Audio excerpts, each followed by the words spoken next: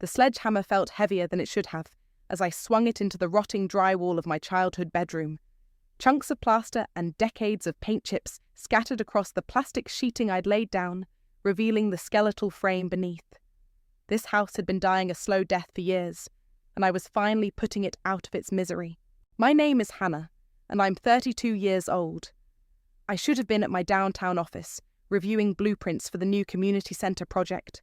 Instead, I was here, demolishing the walls of the place that raised me, trying to convince myself this was about love and not some desperate attempt to finally earn my parents' approval. Hannah, sweetheart, are you there?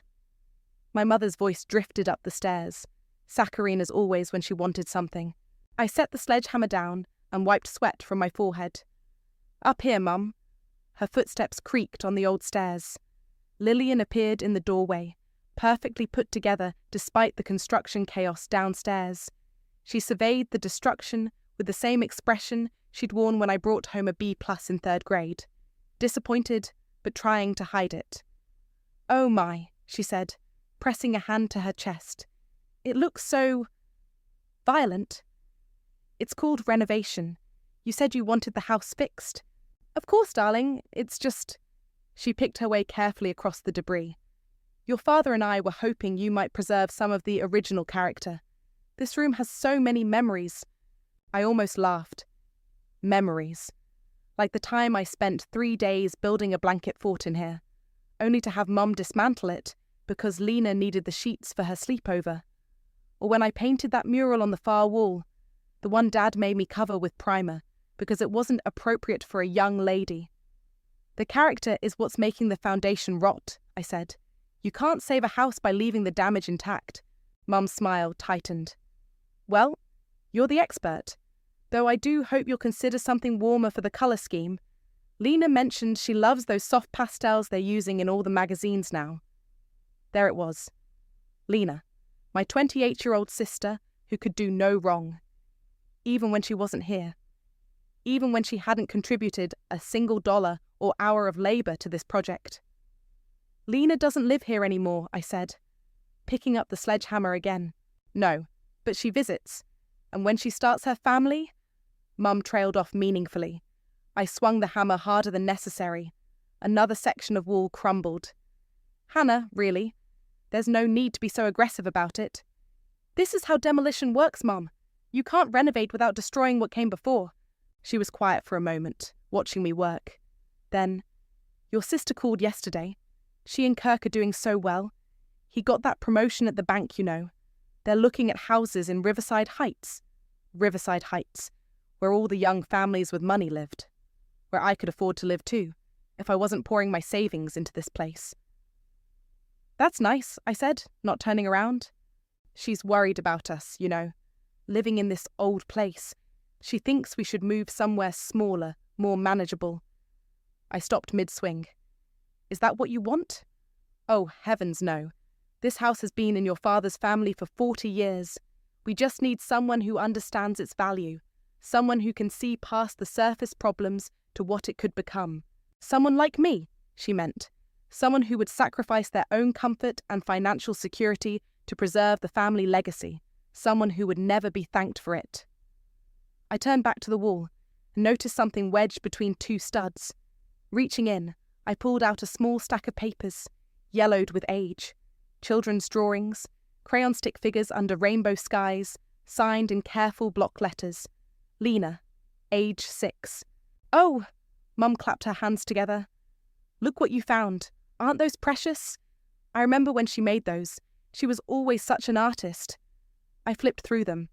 Typical kid drawings, houses with triangle roofs, smiling suns, a family of 4 holding hands. In every single one, there were 2 parents, one little girl with yellow crayon hair, and a dog. No older sister, no me. She must have hidden them up here during one of her creative phases, Mum continued, taking the drawings from my hands with the reverence she usually reserved for church. I'll have to show these to her when she visits next week. She'll get such a kick out of them. I watched her cradle those faded drawings like they were made of gold. When was the last time she'd looked at anything I'd created with that expression?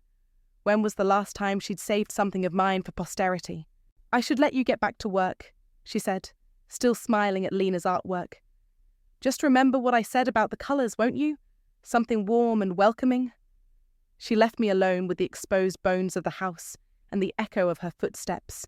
I picked up the sledgehammer again, but my hands were shaking now, not from exertion, from the slow, burning realization that I was tearing down walls that had never really sheltered me anyway. 3 weeks later, I sat across from Norman James in his cluttered law office, watching him review the contract I'd drafted. His reading glasses perched on the end of his nose as he flipped through the pages, occasionally making small humming sounds.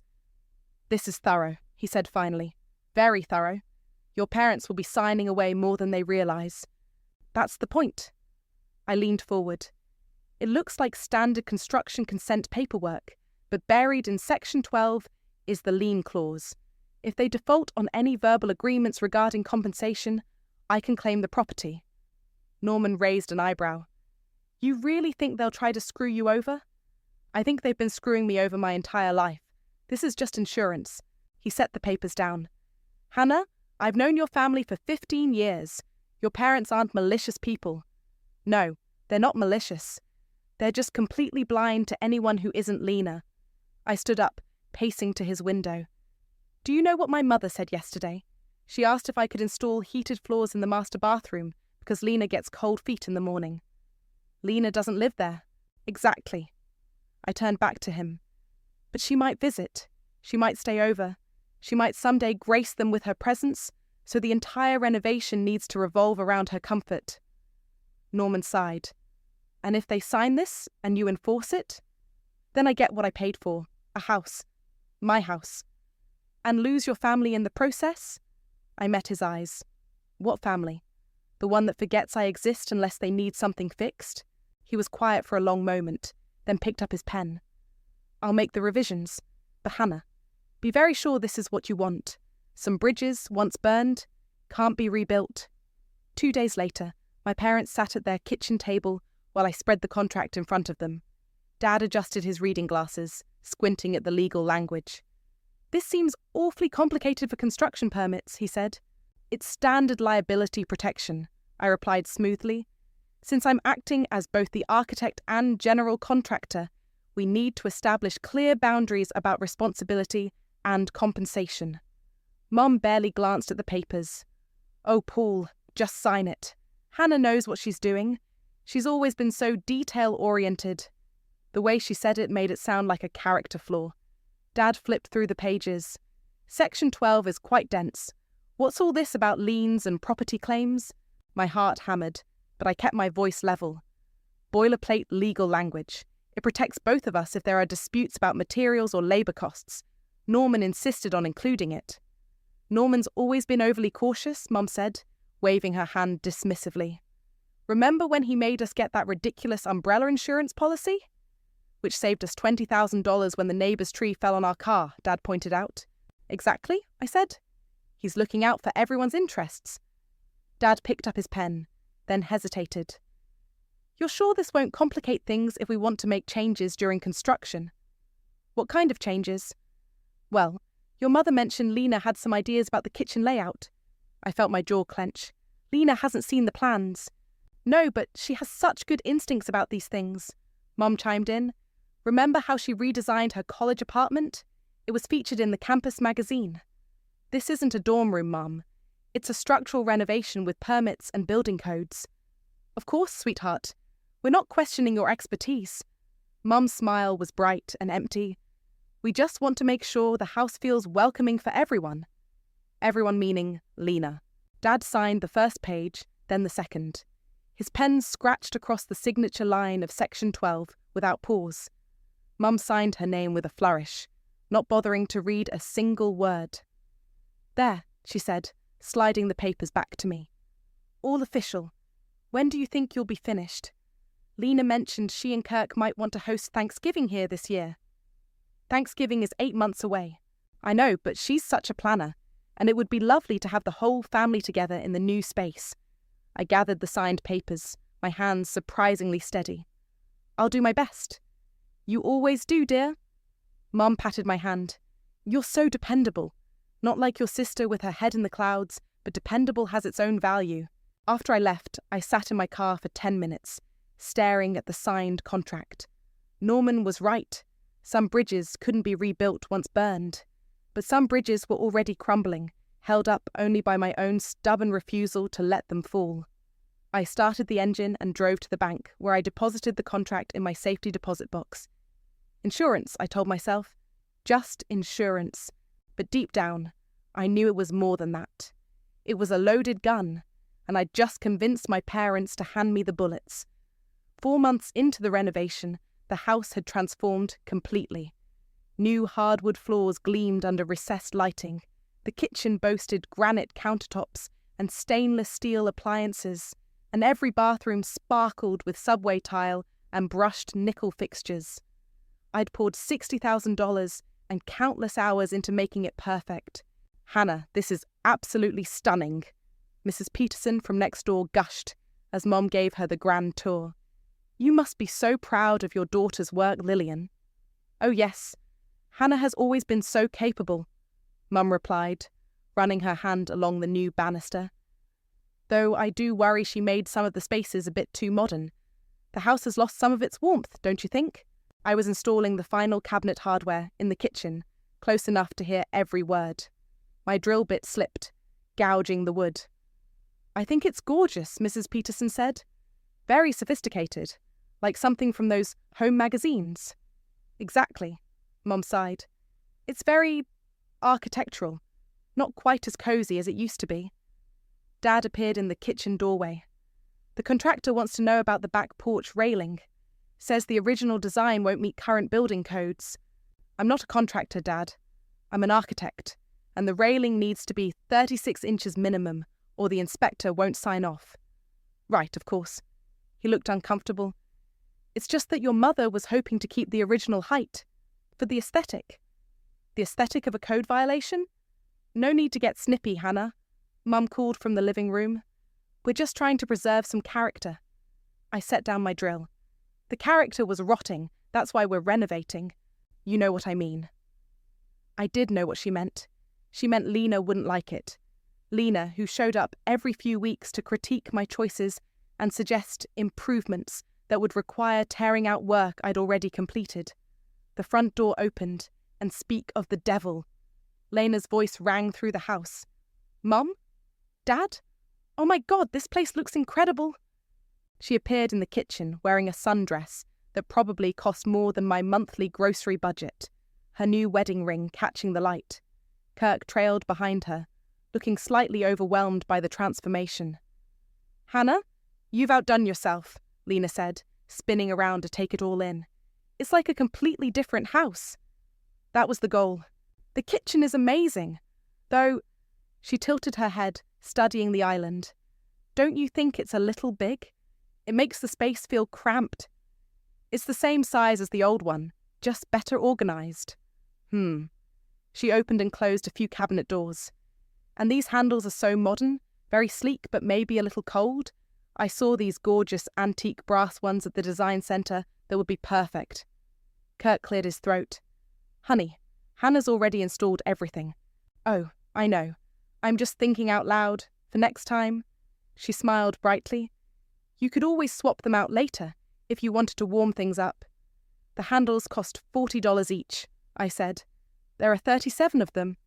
"Well, when you put it like that," Lena laughed, "I guess we'll have to live with cold and modern." Mum appeared with Dad and Mrs. Peterson in tow. "Lena, darling, I didn't hear you come in. We wanted to surprise you. Kurt got off work early, so we thought we'd drive up and see the progress." Lena hugged Mum, then Dad. "It's absolutely beautiful. Hannah's so talented." "She certainly is," Dad agreed. "Though we're still working out some of the details." "Like what?" "Oh, just little things," Mum said. "The colour palette is a bit stark, and some of the design choices are very contemporary." "I love contemporary," Lena said. "It's so clean and fresh. For visiting, yes. But for living?" Mum shook her head. "It doesn't feel like home." I felt something snap inside me. "This is exactly what you asked for. You said you wanted it updated and modernized." We did, sweetheart, and you've done a wonderful job. It's just not what Lena would have chosen. The room went quiet. Mrs. Peterson suddenly found the ceiling very interesting. That's not fair, Hannah, Mum said softly. We never said that. You didn't have to. I started packing up my tools. Every suggestion, every criticism, every improvement has been about what Lena might prefer. Hannah. Lena stepped forward, her voice gentle. I never asked for any changes. I think everything you've done is beautiful, but you do it differently. She hesitated. Well, maybe some things, but that doesn't mean... It doesn't mean what? That your opinion matters more than mine? That your comfort is more important than the homeowner's preferences? The homeowners are standing right here, Dad said firmly, and we appreciate everything you've done. Do you? Because it sounds like you appreciate the work but not the worker. Kirk shifted uncomfortably. Maybe we should go. Let you all work this out. No, stay, Mum said quickly. Hannah's just tired. She's been working so hard on this project. Right. I'm tired. That's the problem. I shouldered my tool bag. Not that I've spent 4 months and $60,000 trying to earn approval I'm never going to get. Hannah, that's enough. Dad's voice carried a warning. Is it? Because I'm just getting started.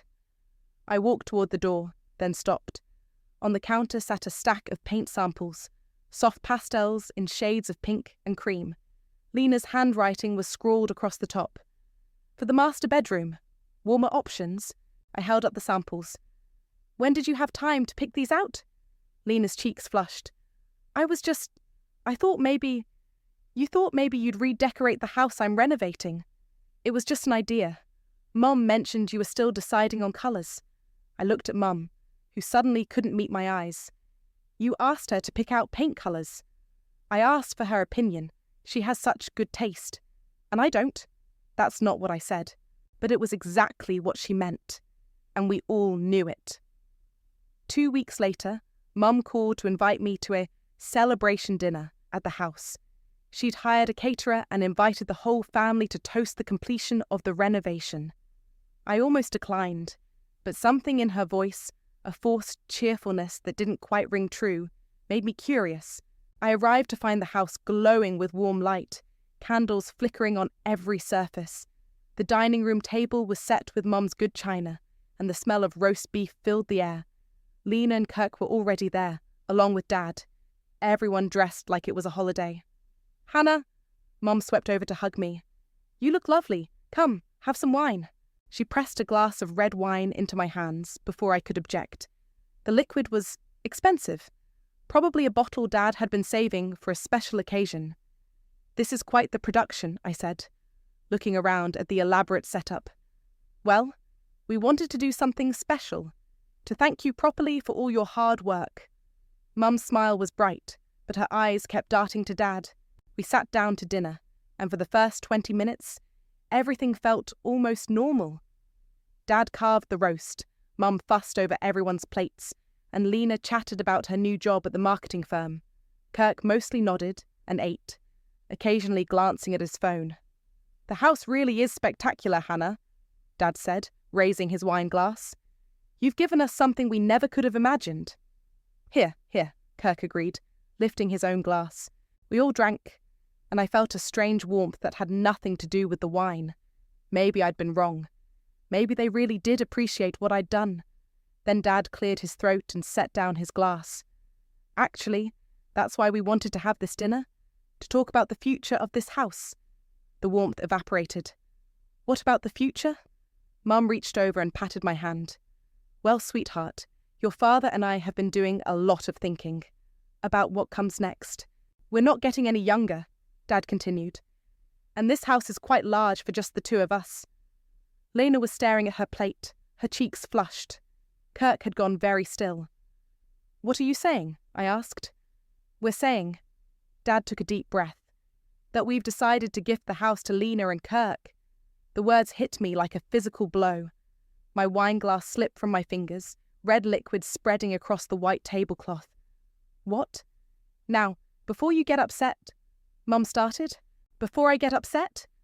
I stood up so fast my chair scraped against the floor. You're giving away the house I just spent $60,000 renovating?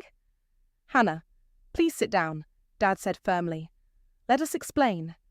Explain what? How you manipulated me into pouring my life savings into a house you were planning to give away. We weren't planning anything, Mum said.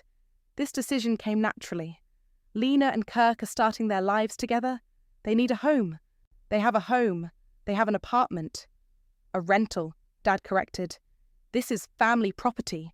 It should stay in the family with the next generation. I'm family too. Of course you are, sweetheart. But you're established. You have your career, your condo. You don't need this house the way they do. Lena finally looked up, her eyes bright with tears. Hannah, I never asked for this. I had no idea they were planning. Didn't you? I turned on her. All those suggestions, all those paint samples, all those conversations about what you do differently. You knew exactly what was happening. That's not fair, Kirk said quietly. Lena didn't know about their decision until tonight. But you're not exactly surprised, are you? He didn't answer. Hannah? Mum's voice was gentle but firm. You have to understand. You provided the walls, but Lena will provide the warmth. She'll fill this house with children and laughter and life. Isn't that what you'd want? The words were like a slap. What I'd want is for my family to treat me like I matter.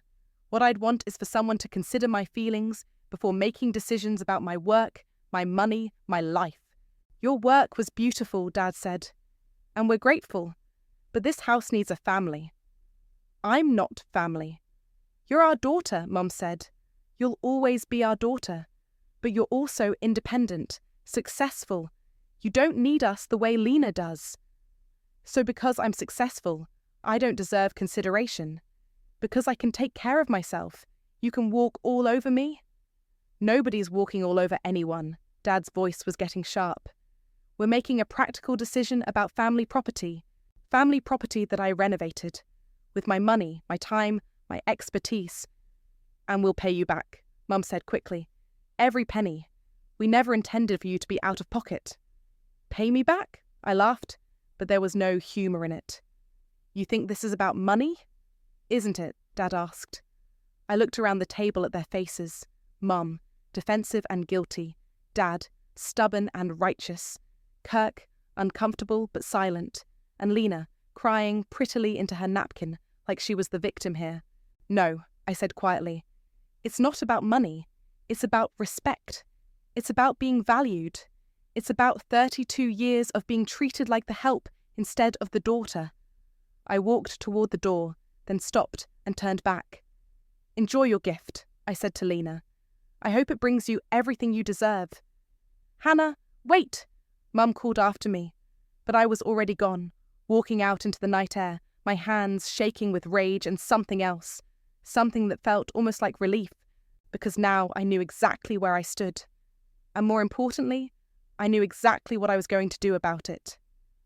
I called Norman at 8 a.m. the next morning, before I could lose my nerve. Hannah? It's early, even for you.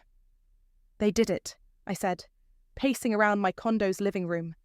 Exactly what you said they wouldn't do. They're giving the house to Lena. A long pause.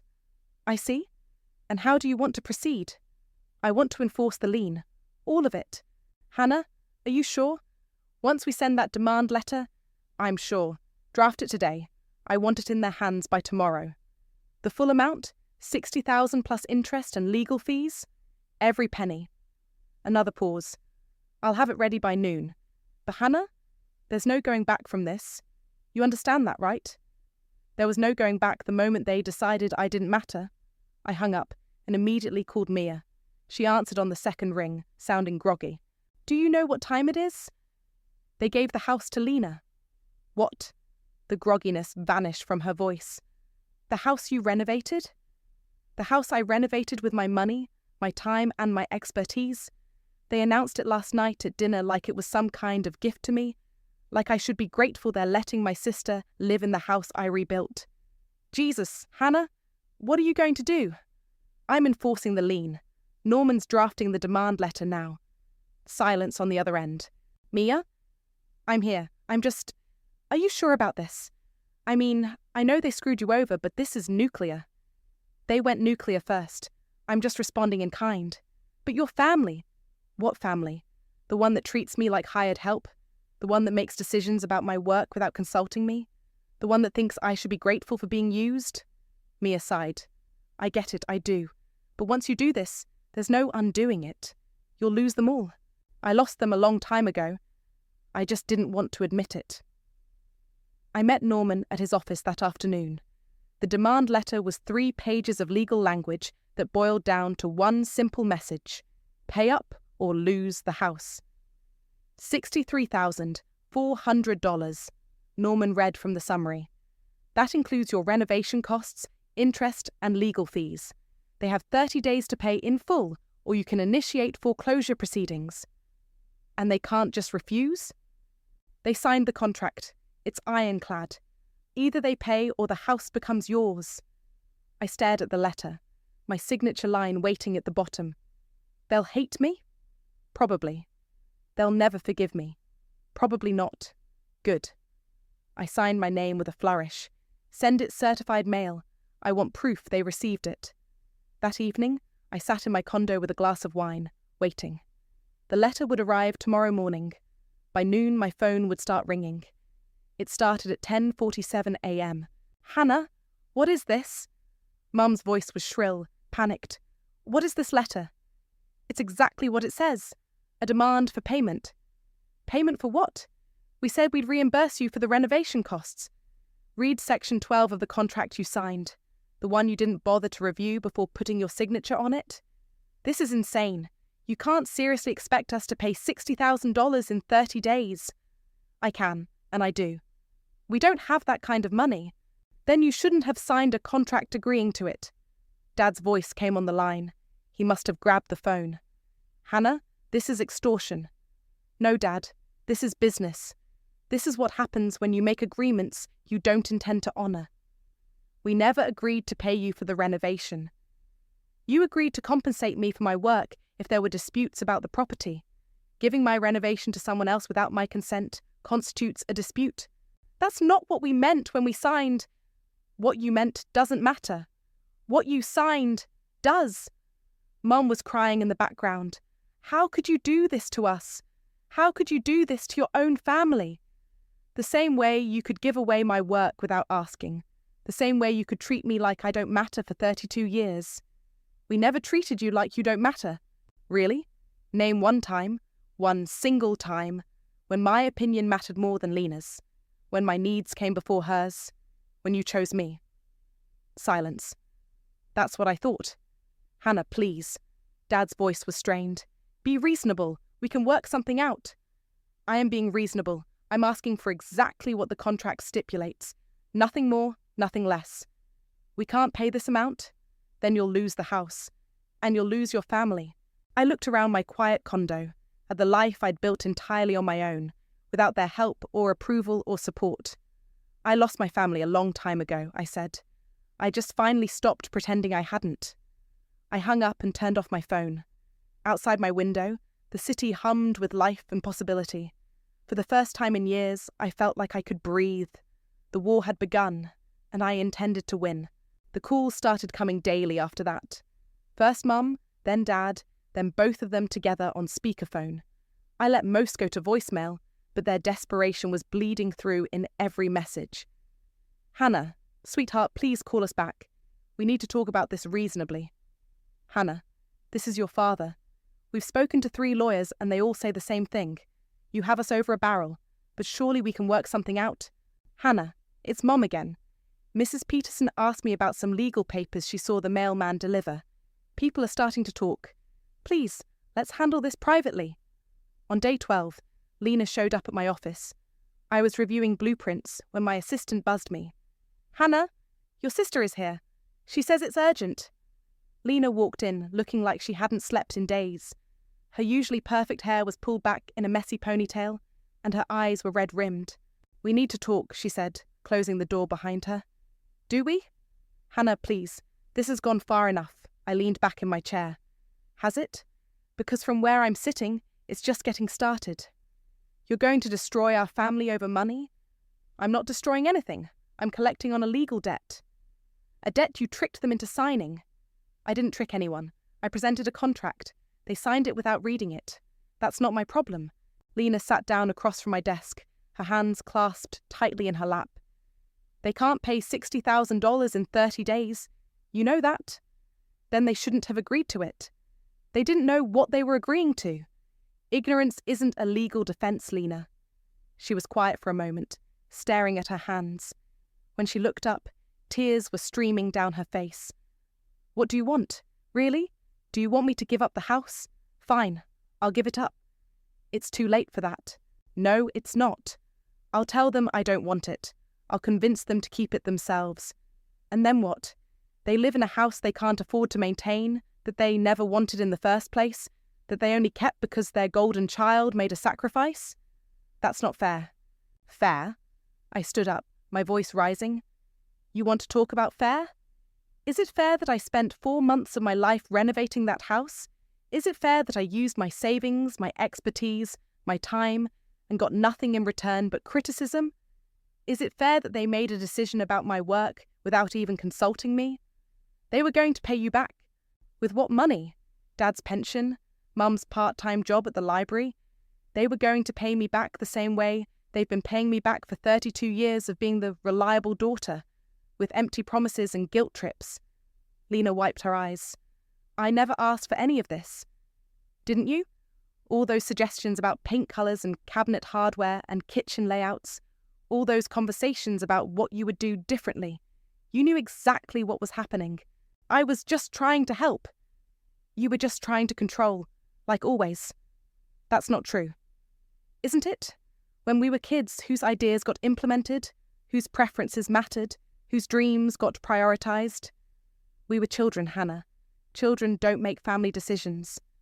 We're not children anymore, and you're still getting everything handed to you while I'm still fighting for scraps. Lena stood up, her composure cracking. You think I wanted this? You think I wanted to be the reason our family is falling apart? Our family fell apart a long time ago. I'm just finally admitting it. So that's it? You're going to take the house and destroy everyone in the process? I'm going to take what's legally mine. What happens to everyone else isn't my responsibility. It is if you're the one causing it. I'm not causing anything. I'm responding to what was done to me. The door opened, and my assistant peeked in. Hannah, your 2 o'clock is here. We're finished, I said, not taking my eyes off Lena.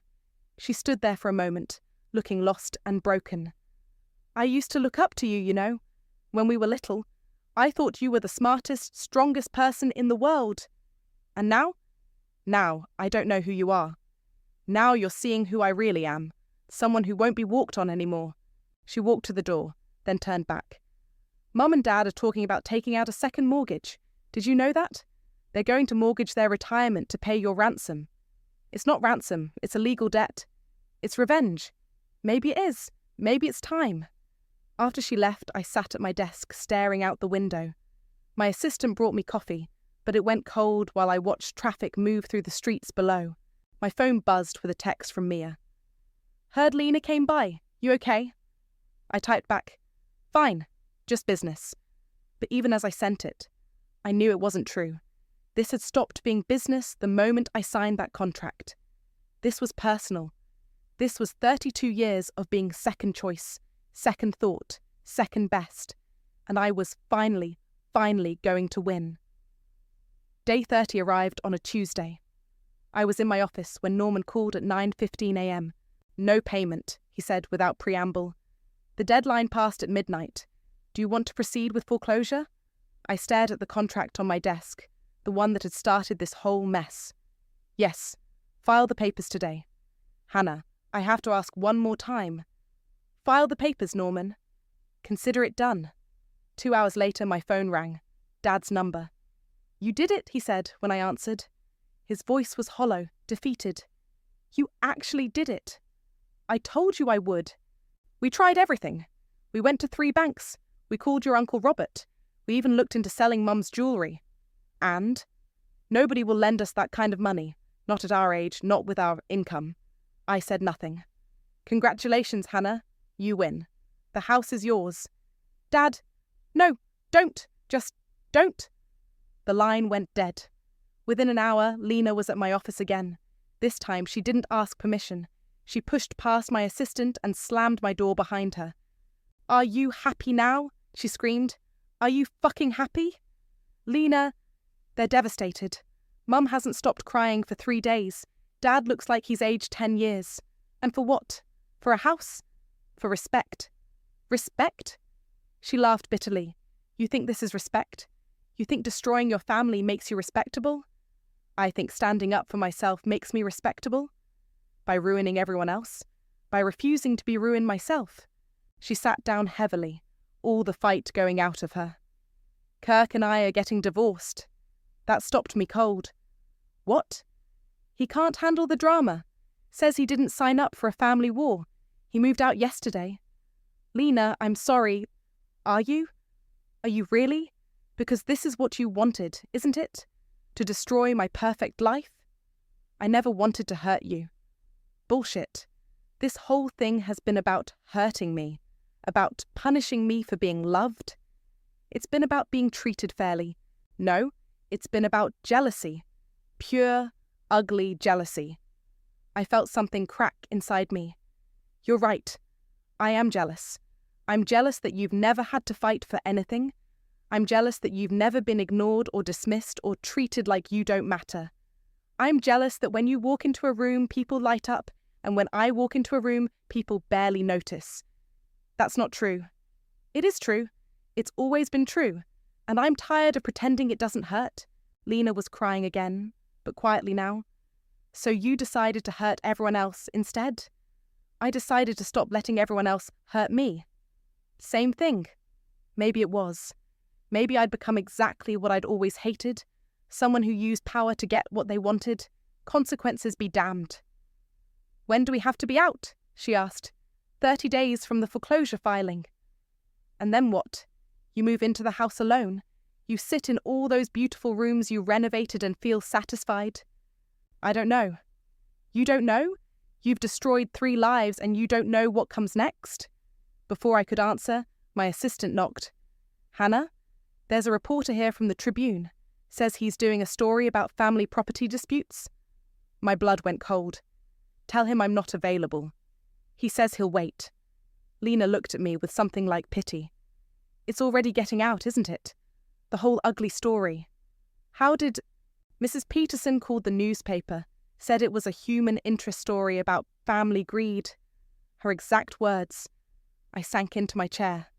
I'd been so focused on winning the legal battle that I hadn't considered the public relations war. "You know what the worst part is?" Lena stood up, smoothing down her skirt. "I really did look up to you. Even as adults, I admired how strong you were, how independent. I used to tell Kirk I wished I could be more like my big sister." "Lena, but you're not strong. Strong people don't need to destroy others to feel powerful. You're just broken. And now you've broken the rest of us too." She walked to the door, then turned back one last time. "I hope it was worth it, Hannah. I hope when you're sitting alone in that house, surrounded by all your beautiful renovations, you remember this moment. Remember that you had a family who loved you, flaws and all, and you chose revenge instead." After she left, I sat in my office as the afternoon light faded. Outside, I could hear the reporter talking to my assistant, asking questions about the case. I'd won. The house would be mine in 30 days. So why did victory taste so much like ash? The house was mine on a Thursday. I stood in the empty living room, my footsteps echoing off the hardwood floors I'd installed with my own hands. Every surface gleamed. Every corner was perfect, every detail exactly as I had envisioned it. It was also completely silent. Mia found me there that evening, sitting on the floor in the kitchen with a bottle of wine and 2 glasses. "Thought you might need company," she said, settling down beside me. "They left this morning. Lena and my parents. I watched from the window upstairs. How do you feel?" I poured wine into both glasses, like I won a war by burning down the entire country. "Any regrets?" "Every single day, and none at all. Does that make sense?" "Unfortunately, yes." We sat in comfortable silence for a while, the wine making everything feel softer around the edges. "There's something else," I said finally. "I found a letter. Mum left it in the master bedroom closet. I pulled the envelope from my pocket, worn from being handled so many times over the past week. What does it say? That she had a miscarriage between me and Lena, a little boy. They were going to name him David. I took a sip of wine. She said losing him made her hold onto Lena too tightly, made her overprotect her because she couldn't bear to lose another child. And you? I was already strong, already independent. She thought I didn't need as much. I laughed, but there was no humour in it. Turns out treating your kid like they don't need love is a great way to ensure they don't get any. Are you going to call her? I don't know. Maybe. Someday. Mia refilled our glasses. So what now? You going to live here? I looked around the perfect kitchen, the custom cabinets, the granite countertops that had cost more than most people's cars. I'm selling it. What? I'm putting it on the market next week. Norman thinks I can get at least 200,000 for it. Maybe more. Hannah, that's brilliant. Is it? Or is it just the final act of spite? Does it matter? You'll make a profit, and someone who actually wants a family home will get to live here. I nodded. I'm also starting a foundation for kids who age out of foster care, help them with college, job training, housing deposits, all the things families usually help with. Using the money from the house, using all of it, every penny. Mia stared at me. Even your renovation costs, especially those. Turns out the best revenge isn't living well. It's making sure your pain serves a purpose. My phone buzzed with a text. Unknown number. Hannah, this is Kirk. Lena gave me your number. I wanted you to know we're not getting divorced. We're going to counselling instead. Also, I think what you did took guts. Not sure it was right, but it took guts. I showed Mia the message. Didn't see that coming. Neither did I. Another buzz. This time from Lena. I hate what you did, but I understand why you did it. Maybe someday we can talk, when it doesn't hurt so much. I stared at the message for a long time before responding. Maybe someday. You know what's funny? I said to Mia. I spent 32 years trying to earn their love by being perfect, by being helpful and reliable and never causing trouble. And the only time they ever really saw me was when I stopped trying to be perfect and started being honest about how angry I was. Sometimes you have to burn everything down to build something real. Think they'll ever forgive me? I think forgiveness is overrated. Understanding is better. And maybe, eventually, you'll all understand each other. I stood up, brushing dust off my jeans. Come on, let me show you the rest of the house before I sell it. We walked through every room, and I told her about each choice I'd made, each problem I'd solved, each detail I'd perfected.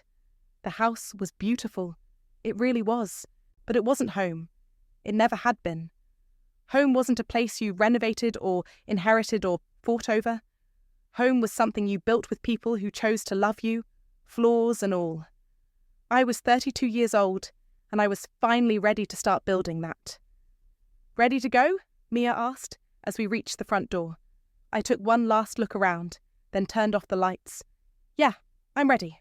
We walked out together into the night, leaving the perfect house behind us, empty and waiting for a family who would fill it with the warmth I'd never been able to provide. For the first time in my life, I wasn't looking back.